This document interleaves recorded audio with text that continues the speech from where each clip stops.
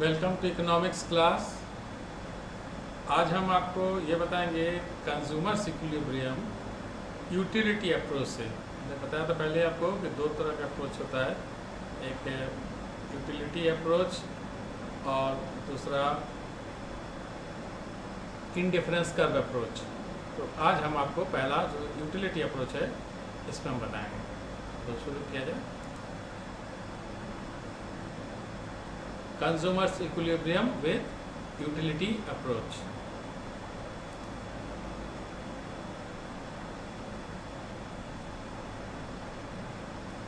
इसके assumptions क्या क्या है ये हम लोग अभी देखेंगे।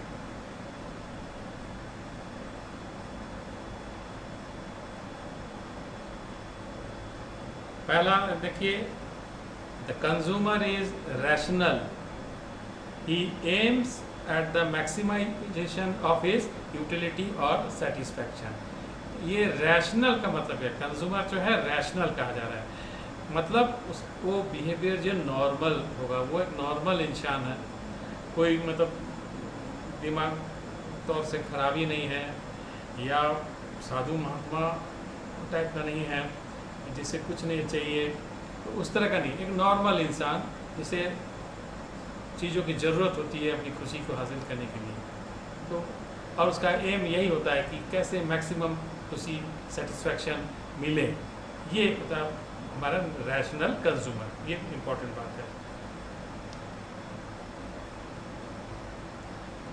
दूसरा एजम्पशन है cardinal measurement of utility is possible. तो ये कार्डिनल मेजरमेंट क्या है?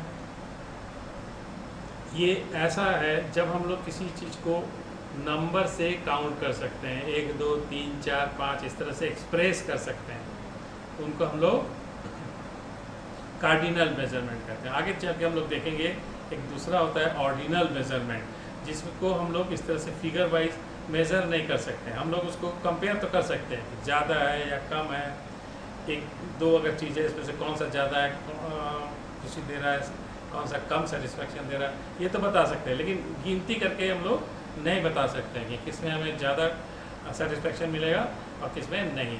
तो लेकिन कार्डिनल मेजरमेंट में ये अजूम किया जाता है, इकोनॉमिक्स ने का ये अजूमशन है कि जैसे यूटिलिटी जो है ये मेजरेबल है, ये अजूमशन पे है। तो ये हमारा सेकंड अजूमशन है। हमारा थर्ड अजम्पशन है utility can also be measured in terms of money and marginal utility of money remains constant. तो पहला चीज़ कि यूटिलिटी को हम लोग पैसे के टर्म्स में मेज़र कर सकते हैं, ये हमारा अजम्पशन है कि ये किया जा सकता है। और दूसरा marginal utility of money remains constant, मतलब दो यूनिट के बीच में जो यूटिलिटी है वो पैसे की, वो उसमें कोई चेंज नहीं होगी, पैसे की यूटिलिटी में कोई चेंज नहीं होगा, ये अज्यूम करके किया गया है। जो भी है पहले यूनिट के लिए जो मनी है उसका जो यूटिलिटी है, दूसरे यूनिट के लिए मनी उसकी यूटिलिटी, पैसे की जो यूटिलिटी है उनमें कोई चेंज नहीं आएगा, ये अज्यूम करके ही हम लोग चलेंगे। फोर्थ है the law of diminishing marginal utility operates. अब ये जानना जरूरी है कि ये क्या है, law of diminishing marginal utility होता क्या है। तो ये हम आपको आगे क्लास में इसको समझाएंगे। फिलहाल खाली इतना जान के रखिए कि हम लोग ये देखेंगे कि हर यूनिट के जो दूसरा यूनिट लेने के बीच में जो मार्जिनल यूटिलिटी होता है ये कम होता जाता है। पहले यूनिट में आपको जितना आनंद मिलेगा वही चीज़ अगर दूसरा यूनिट ले रहे हैं तो उतना आनंद नहीं देगा, तीसरा और कम देगा। इस तरह से हम लोग देखेंगे कि ये रिड्यूस होता है। तो ये हम लोग एज्यूम करके चलेंगे कि ये जो है रूल इसमें ऑपरेट कर रहा है। ऐसी चीज़ों को लिए ये ट्रू नहीं होगा जिसमें ये रिड्यूस नहीं होता है। तो ये होता है कि दुनिया में कोई भी चीज़ हम लोग कंज्यूम करेंगे, एडिशनल यूनिट जैसे हम कंज्यूम करेंगे हमें उतनी सेटिस्फेक्शन हम नहीं मिलेगा जितना कि पहले। जैसे आप भूखे हैं, पहला रोटी खाने में आपको जितना आनंद मिलेगा, तुरंत अगर आपको दूसरा रोटी दिया जाए वो चीज़ नहीं होगा जो पहले में होगा, थोड़ा सा कम होगा। इस तरह से अगर रोटी खाते जाए एक समय आपका पेट भर जाएगा, आगे और आप खाना नहीं चाहोगे। तो ये चीज़ है।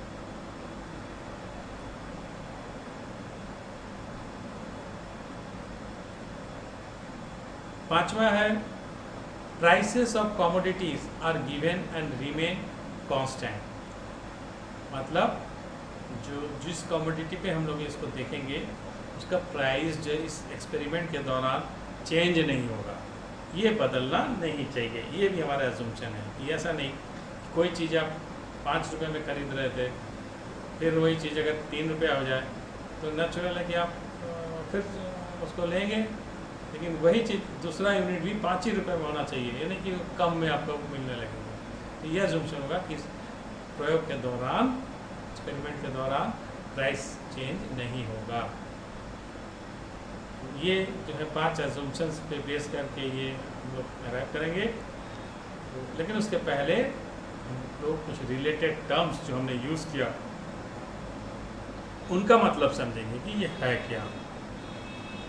पहला हमने यूटिलिटी सब दिया। यूटिलिटी, तो यूटिलिटी क्या है पहले हम लोग ये जान लें।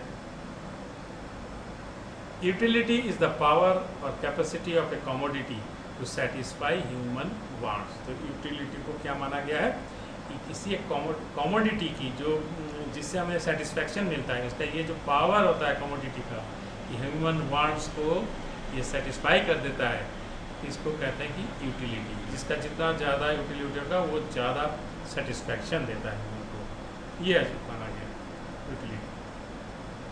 फिर है मार्जिनल यूटिलिटी। ये क्या होता है?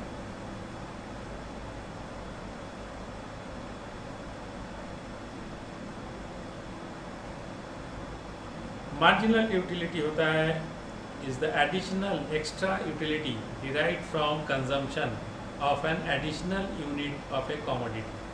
मतलब एक यूनिट आप ले रहे हैं, आपका कुछ यूटिलिटी हो रहा है, अब दूसरा यूनिट लेने से जो एक्स्ट्रा यूटिलिटी आपको मिला तो उसका हम लोग कहते हैं उस प्रोडक्ट का मार्जिनल यूटिलिटी। फिर तीसरा आप कमोडिटी ले रहे हैं, तीसरा यूनिट ले रहे हैं, फिर उस दूसरे और तीसरे के बीच से जो आपको एक्स्ट्रा यूटिलिटी मिलेगा एडिशनल, उसको हम लोग कहेंगे मार्जिनल। लेकिन इसका देखिए फॉर्मूला इस तरह से कि मान लीजिए n यूनिट है और n-1 यूनिट है, इनके बीच में आपको निकालना है।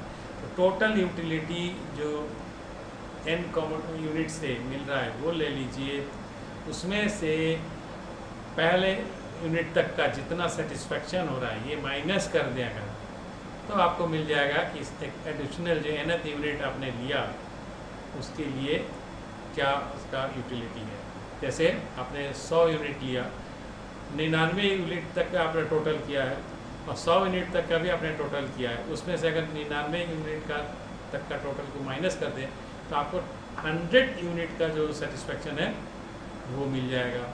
तो इस तरह से करिए, या फिर ये दूसरा फार्मूला भी है कि delta TUX upon delta x, मतलब कमोडिटी में जो चेंज है और टोटल में जो चेंज है दोनों का रेशियो आप निकाल लें। ये एक से ज़्यादा यूनिट अगर है तो आप ये चीज़ कर सकते हैं इस तरह से। तो ये उसका फॉर्मूला है। फिर है टोटल यूटिलिटी। टोटल यूटिलिटी क्या होता है?